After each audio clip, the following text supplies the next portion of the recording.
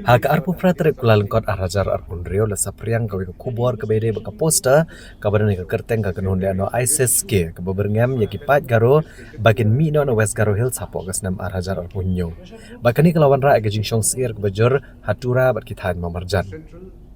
Haka bede bakani sembut menteri rang ba ke jela ba kemiru ya katnat korban ri ke jela ba Preston Tensong la penpau ba ke sarkar klasim kya ya kegaman.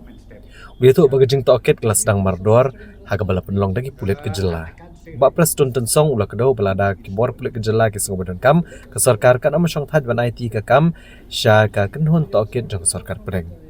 Yang kena ke poster lalap belata pos elektrik hajan ke Law College ha Tura, haga step jong ka arpu praterik ukula lengkot arajar arpu hunrio.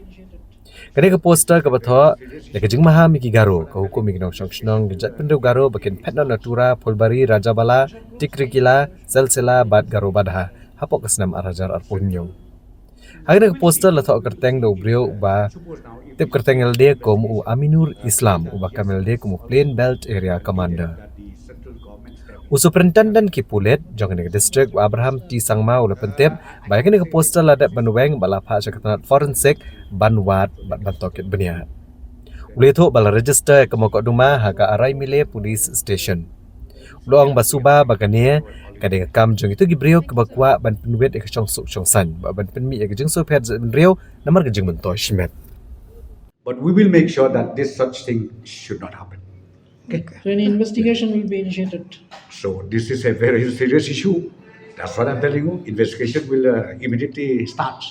So the pressure group saying that there should be central investigation regarding this. Central.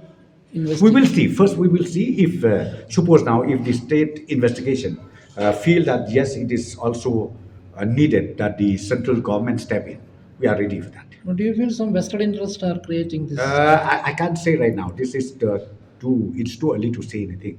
So let us wait. Then we'll see. So you have sought report from the SP or the DC? We are already on the job. Okay. Thank you, sir.